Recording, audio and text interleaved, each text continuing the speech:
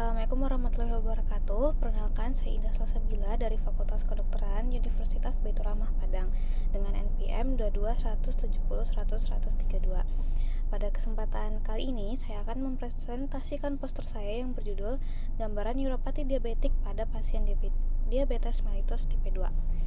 Untuk diabetes mellitus tipe 2 atau DM ini adalah salah satu penyakit metabolik kronis yang prevalensinya itu terus meningkat di seluruh dunia, termasuk di Indonesia.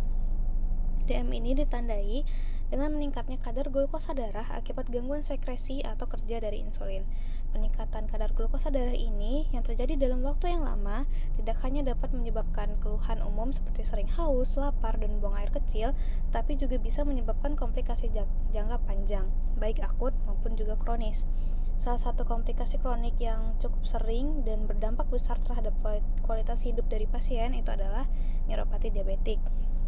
Nah, neuropati diabetik ini merupakan kerusakan pada sistem saraf yang terjadi akibat kadar gula darah yang tinggi dan tidak terkontrol dalam jangka waktu yang panjang. Adapun tujuan dari studi literatur ini adalah untuk memahami secara lebih dalam gambaran klinis neuropati diabetik pada pasien dengan diabetes tipe 2, dan manfaat dari poster ini adalah untuk memberikan pemahaman kepada masyarakat dan tenaga kesehatan tentang pentingnya mendeteksi dan mengelola neuropati diabetik sejak dini. Lalu, adapun metode penelitian yang digunakan itu adalah studi literatur, yaitu dengan mengkaji berbagai artikel dari jurnal ilmiah yang membahas hubungan antara diabetes tipe 2 dan neuropati diabetik serta faktor-faktor yang mempengaruhinya. Diabetes tipe 2 ini adalah jenis diabetes yang paling umum, biasanya terjadi akibat resistensi insulin dan penurunan sekresi insulin. Kondisi ini bila tidak dikontrol dengan baik dapat menyebabkan kerusakan pembuluh darah dan juga jaringan saraf. Neuropati diabetik ini adalah kerusakan fungsi saraf akibat diabetes, baik saraf perifer maupun juga otonom. Kerusakan ini dapat mengganggu fungsi sensorik, motorik, otonom sehingga menimbulkan berbagai gejala yang mengganggu aktivitas sehari-hari. Adapun gejala neuropati diabetik itu sangat beragam, tergantung dari jenis saraf yang terkena. Umumnya, pasien mengalami gejala sensorik positif seperti terasa terbakar, rasa tertusuk-tusuk seperti disetrum, ada rasa kesemutan, ada juga bisa merasakan kebas atau hilang rasa. Pada beberapa kasus juga muncul nyeri neuropatik kronik yang mengganggu tidur dan aktivitas. Kerusakan saraf otonom ini juga bisa menyebabkan keluhan seperti gangguan pencernaan, gangguan keringat, disfungsi ereksi, dan hipotensi ortostatik. Faktor risiko dari DM sendiri yang pertama itu terbagi dua, dia dapat dimodifikasi dan tidak dapat dimodifikasi. Yang dapat kita modifikasi itu ada gaya hidup tidak sehat, kurang aktivitas fisik, konsumsi makanan tinggi gula dan lemak, obesitas serta merokok.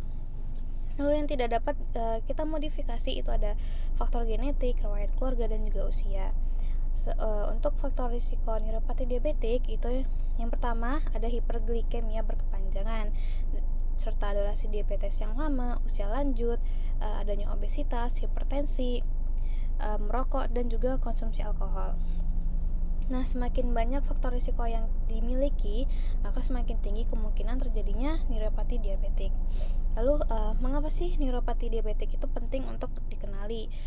Karena pasien dengan neuropati diabetik itu lebih rentan mengalami luka diabetes, terutama pada kaki.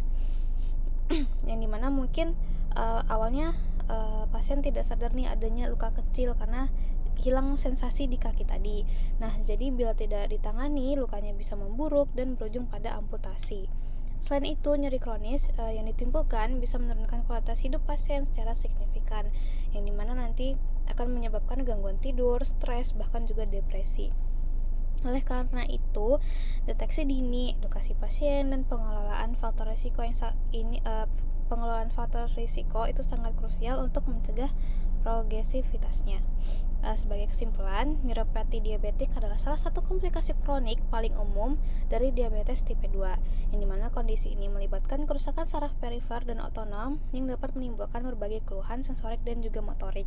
Pencegahannya dapat dilakukan dengan mengontrol kadar gula darah, menerapkan pola hidup sehat, dan melakukan screening rutin, terutama pada pasien diabetes yang sudah berlangsung lama.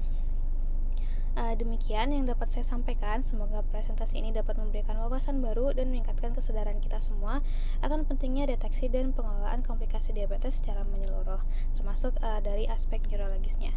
Terima kasih atas perhatiannya. Wassalamualaikum warahmatullahi wabarakatuh.